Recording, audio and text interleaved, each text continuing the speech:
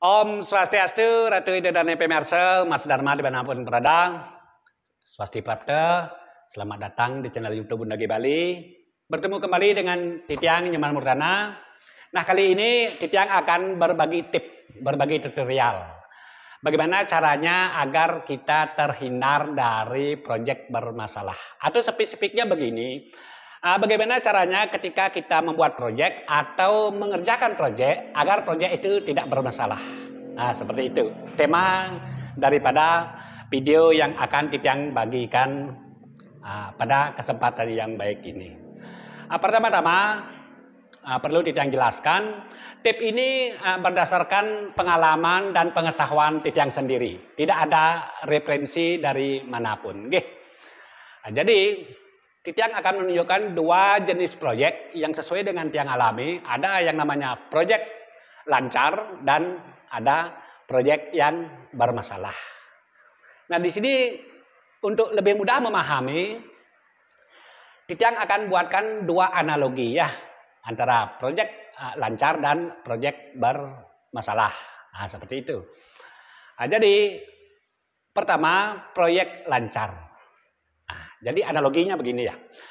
Kalau proyek lancar itu, ciri-ciri proyek lancar, jadi proses pengerjaan proyek itu berjalan dengan baik. Ya, dari perencanaan sampai akhir itu proyek itu berjalan dengan baik, hasilnya baik, sesuai dengan apa ya yang direncanakan, sesuai ekspektasi. Pokoknya intinya di proses itu pun berjalan baik tanpa ada kendala apapun. Nah, seperti itu.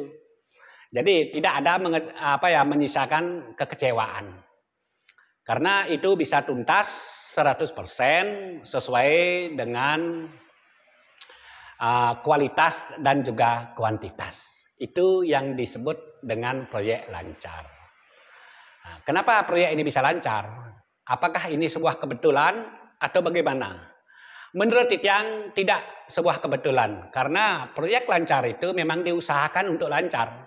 Jadi ada strategi agar proyek itu bisa berjalan lancar. Ya, ada strategi. Jadi ada alasan, tidak kebetulan proyek itu lancar seperti itu.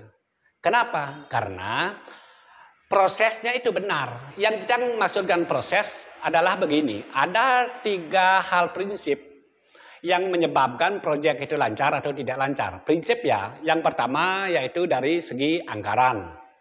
Yang kemudian yang kedua perencanaan dan yang ketiga proses. Ketiga circle ini harus saling saling terpenuhi. Nah, seperti itu. Satu pun tidak terpenuhi itu akan menyebabkan proyek itu bisa bermasalah atau kita anggap aja macet. Nah, seperti itu.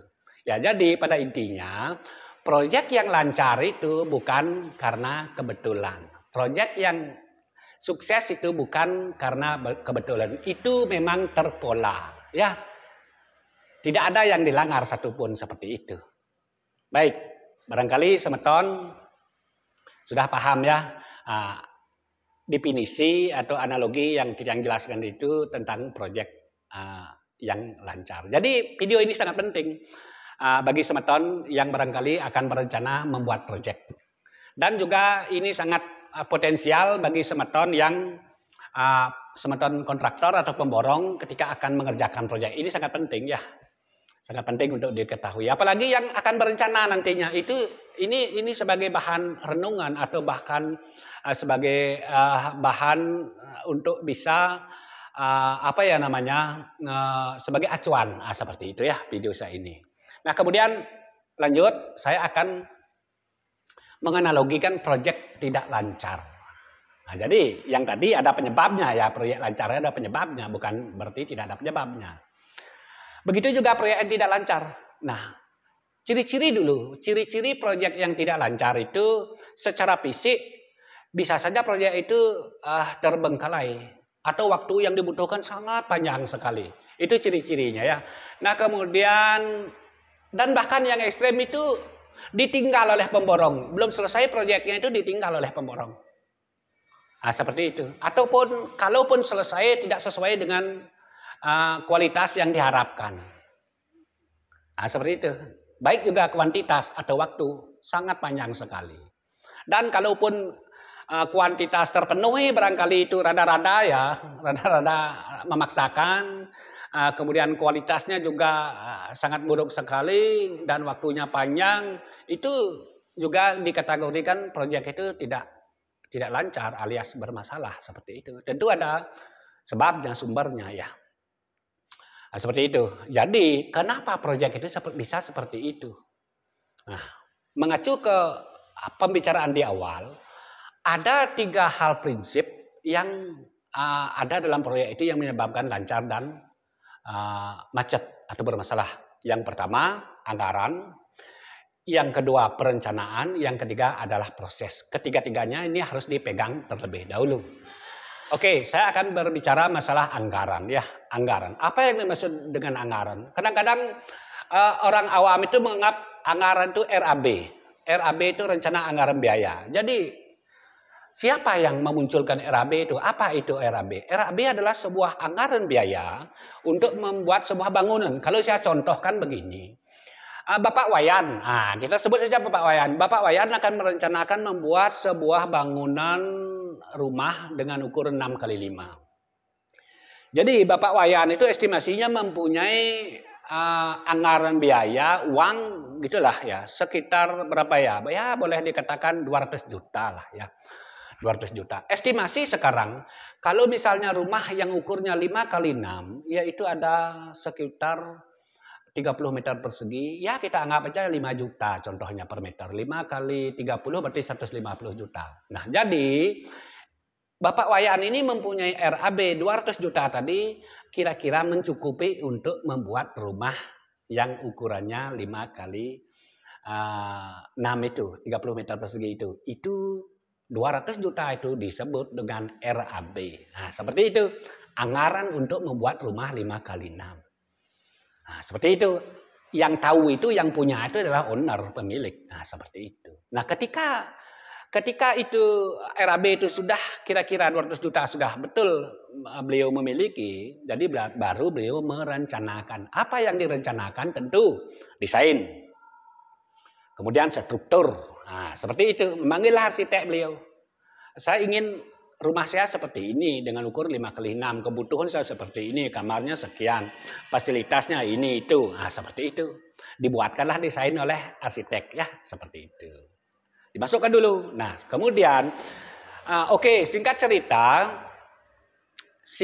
Bapak Wayan ini sudah oke, sudah masuk kebutuhannya, keperluannya sudah bisa dibuat oleh arsitek. Nah, kemudian ini akan dipelajari oleh perencana, dihitung sekarang. Nah, dihitung. Dari penghitungan ini akan muncul yang namanya BQ. Di manajemen dihitung oleh perencana ya, kemudian di manajemen gambar ini oleh siapa ya? Oleh manajemen konstruksi namanya. Untuk bisa memunculkan BQ. Apa itu BQ? BQ itu adalah kepanjangan bahasa Inggris ya. B itu bill, Q itu quantity. Nah, seperti itu. Bill quantity, harga dan volume. Jadi di BQ itu terurai ya, adalah uraian harga satuan dan volume pekerjaan. Nah, seperti itu yang dimaksudkan. Ya. Nah, setelah gambar kerja itu dibuat, jadi dibuatkanlah BQ. BQ itu saya ulangi, bill quantity artinya. Siapa yang membuat BQ itu tentu manajemen konstruksi. Jadi manajemen konstruksi itu akan mampu menampilkan harga satuan dan juga volume yang ada di gambar itu tadi. Itu disebut BQ. Ya, nah kemudian seperti apa contoh BQ? Ini akan saya contohkan. BQ itu seperti ini, nggih. Nah, seperti ini BQ kalau saya contohkan, nggih. Nah, ini BQ. Ada urian pekerjaan, nah, seperti ini. Ada urian pekerjaan dan kemudian ada volumenya, ya. Ada volumenya dan kemudian ada harga satuan. Nah, seperti itu. Ada harga satuan. Nah, kalau yang jelaskan ada jenis pekerjaan, volume, satuan, ya satuan harga dan juga jumlah harga. Seperti itu. Di mana ini didapatkan? Tentu di gambar tadi. berdasarkan gambar tadi. Itulah bedanya RAB dengan BQ. Jadi apakah BQ itu lebih dari RAB? Masalah melebihi atau tidak tergantung dari hasil ya. Nanti kita bandingkan seperti itu. Singkat cerita, setelah BQ itu ada, diketahui oleh owner ya. Tadi ownernya punya RAB 200 juta. Kemudian di BQ muncul 150 juta. Nah, seperti itu. Setelah dikumulasi muncul 150 juta. Nah, itu yang dikantongi sekarang oleh owner. Nah, owner ini, pemilik inilah sekarang mencari yang namanya pemborong. Nah, seperti itu. Ada juga pemborong itu mengajukan penawaran. Nah, seperti itu. Oke, anggap saja yang memborong itu kontraktornya adalah CP Mulia Balai Style. Diminta kita ini di gambar kita tuh diminta karena owner menyediakan gambar. Tiang pelajari gambar itu. Oh, ternyata ketika membuat rumah dengan ukuran, dengan spesifikasi seperti di gambar, ternyata menghabiskan uang 140 juta. Itu penawar, atau anggaplah 145 juta. Seperti itu, saya pelajari 145 juta. Nah sekarang, bagaimana caranya owner ini meloloskan daripada pemborong itu? Oke, saya contohkan satu, saya menawar 145 juta. Kemudian ada lagi yang nawar 160 juta. Oke, begitu kan? Ada lagi yang menawar 140 juta. Siapa yang dikasih ini? DBQ ini muncul harga sesuai dengan 150 juta. Yang menawar ada 145 juta, yang menawar ada 140 dan juga 160. Bagaimana caranya owner ini menentukan siapa yang layak, yang lolos? Seperti itu. Terlepas dari background survei, kalau kita melihat dari segi harga. Jadi yang layak untuk diloloskan dari segi harga itu adalah 145 juta, bukan 140. Padahal secara teori kita kan sebenarnya lebih murah dapatnya 140 juta. Kenapa? Karena itu terlalu jauh dari dari BQ. Karena di BQ ini sudah jelas-jelas volumonya sudah ada, harganya sudah ada. Nah, seperti itu. Seandainya yang menawar itu 140 juta, dari mana beliau akan bisa mendapatkan harga keramik semurah itu? Itu contohnya. Bagaimana kontraktor itu akan menggaji tukang dengan harga di bawah standar? Itu tidak mungkin. Nah, seperti itu yang kita maksudkan. Ya, artinya yang menjadi pokok, yang menjadi rujukan untuk meloloskan pemborong itu dari segi harga, yaitu yang paling mendekati dengan BQ. Yang paling mendekati dengan BQ. Karena kemungkinan BQ itu akan bisa ada istilah margin of error. Berapa margin of error di BQ itu?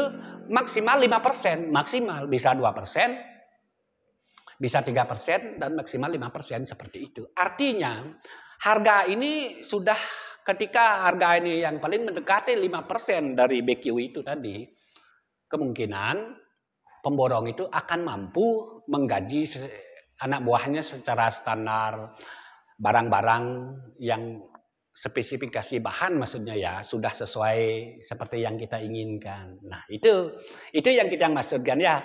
Artinya yang paling tepat itu adalah paling mendekati dengan BQ. Maka Titiang jelaskan sekali lagi. Dalam proyek itu ada 3 biaya.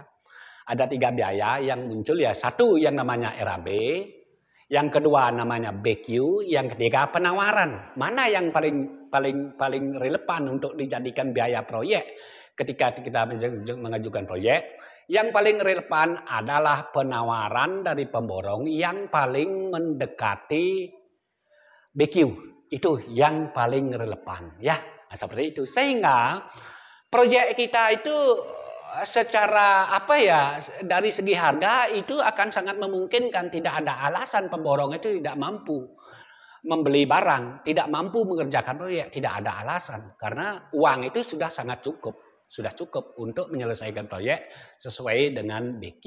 Itu yang kita maksudkan. Banyak di sini yang salah kaprah ya. Kadang-kadang yang paling mudah dikasih, yang paling murah maksudnya ya dikasih. Nah sehingga bermasalah nantinya. Dari segi harganya sudah jauh dari BQ.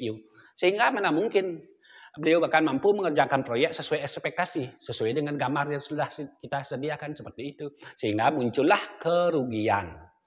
Nah, seperti itu. Ketika itu akan ada kemunculan, kecenderungannya proyek itu akan bermasalah. Nah, seperti itu. Jadi ada korban di sini. Ketika anggarannya itu jauh dari BQ, ada kecenderungan, ada potensi proyek itu akan bermasalah. Kenapa? Ya karena memang dari anggaran jelas-jelas tidak cukup. Tidak sesuai dengan BQ. Itu potensinya ya. Jadi dalam hal ini siapa yang salah? Pertama, dua-duanya memiliki potensi salah. Karena owner ini sudah jelas-jelas tahu BQ-nya 150 juta. Artinya di sini ada potensi memberikan ruang untuk macetnya proyek. Nah, seperti itu, memberikan ruang. Ketika ruang itu ada, kemungkinan itu ada. Begitu juga pemborong. Udah jelas-jelas tidak sesuai, dia tidak menghitung. Kok diambil proyeknya? Kecuali memang pemborong itu punya kepentingan. Nah, seperti itu. Artinya dengan budget yang rendah yang tidak sesuai dengan BQ itu ada kemungkinan proyek itu akan bermasalah. Oke. Lanjut. Nah, jadi potensi bermasalahnya itu ada di sini ternyata. Ya, yang memberikan ruang itu siapa? Dua-duanya memiliki andil yang sama, baik itu owner maupun si pemilik si pemborong seperti itu. Nah, karena anggarnya tidak cukup. Kenapa diberikan? Karena owner menginginkan yang mudah. Sujatenet sing ada barangan yang mudah nih keluung gitu loh maksudnya. Sudah jelas-jelas kita ada BQ-nya. Anggaran yang pasti sudah ada. Nah, seperti itu. Jadi di sini ada sebuah keserakahan yang terselubung. Keserakahan yang tersubung meli mudah pangmanu luung itu tidak mungkin, itu hanya bahasa, realitanya tidak bisa seperti itu, pasti bermasalah. Nah, agar tidak bermasalah, yuk kita mendekatlah dengan BQ ini. Ini disusun oleh siapa? Manajemen konstruksi, orang mempunyai pendidikan dan pengalaman yang tinggi, yang menyusun BQ ini bukan sembarangan, itu butuh sekolah, nah, seperti itu ya. Jadi Titian lebih yakin, lebih percaya dengan sebuah teori di mana ketika teori itu baik, kita aplikasikan dengan baik, hasilnya baik. Nah, seperti itu. Ini yang disebut dengan fair ya, adil ya. Nah, seperti itu. Makanya kenapa proyek itu tidak bermasalah? Karena memang direncanakan. BQ-nya benar. Terus yang memborong tadi itu penawarannya benar, paling mendekati dengan BQ. Prosesnya sekarang oke, diproses. Bagaimana prosesnya ketika kita mengegulkan pemborong yang paling mendekati itu kita proses sekarang yang namanya apa? SPK. Kita buatkan SPK, perjanjian pembayaran misalnya, ya, perjanjian pembayaran, perjanjian progres dan juga perjanjian kuantitas selesainya, berapa waktunya, kualitasnya bagaimana. Kalau kualitas dan spesifikasi tentu sudah jelas, harus tertera. Keramiknya keramik apa, kalaupun pakai granit apa, dindingnya, apakah bataku, apakah itu sudah jelas. Terus kemudian pembayarannya seperti apa? 0 progres, pembayaran misalnya berapa? 30% gitu misalnya. Kemudian ketika 60% progres, pembayarannya berapa? 80% gitu misalnya. Dan kemudian 100% progres, pembayarnya 95%, begitu misalnya. Itu yang kita maksudkan, itu jelas tertera. Jadi itu adalah sebuah proses. Dan kemudian itu berjalan dengan baik. Jadi tidak ada istilah uang itu uang, kelebihan uang, kekurangan uang. Itu sangat ideal, tidak akan ada seperti itu. Sehingga dengan memanajemen proyek secara profesional, astungkare, hasilnya akan baik. Kenapa? Karena proyek itu di manajemen berdasarkan teori, pengetahuan dan juga pengalaman di lapangan seperti itu. Jadi ulang lagi sekali, penyebab lancar atau macetnya proyek itu ada 3 hal. 1, perencanaan. keuangan, dan proses. Ketika ketiga-tiganya ini benar, perencanaannya benar. Ya, baik desain maupun strukturnya benar. Yang kemudian keuangannya benar. Keuangannya dalam arti proses untuk mencapai titik temu kesepakatan harga itu benar. Tidak asal murah ya, tidak asal murah. Yang paling benar itu mendekati BQ ya, berdasarkan volume pekerjaan itu. Itu benar. Yang ketiga prosesnya benar. Seperti apa? Ya, seperti itu tadi kesepakatan. Apa yang kita bicarakan, kita tuangkan dalam bentuk hitam di atas putih. Nah, seperti itu, surat perjanjian. Oke lah, seperti itu. Kalau Tiang sih sudah biasa membuat surat perjanjian. Sekecil apapun proyek itu, Tiang selalu buat surat perjanjian. Kecil besar itu masalah nominal. Tapi yang paling penting bagaimana proyek itu bisa sukses. Pekerjaan kecil, proyek kecil butuh sukses. Pekerjaan besar juga butuh sukses. Jadi kalau sudah kita proses seperti ini, proses sudah benar, astung kare ya. Di awal kita ketemu baik-baik dengan owner, dengan senyum ya. Di akhir juga kita selesai proyek itu senyum dengan senyum. Tidak ada istilahnya menyisakan kekecewaan. Tidak ada istilah saling curang. Karena berat itu. Saling curang, kecewa, itu akan memakan energi, menguras pikiran, tenaga, dan pikiran. Wah berat. Kadang-kadang ada sampai yang ke jalur hukum.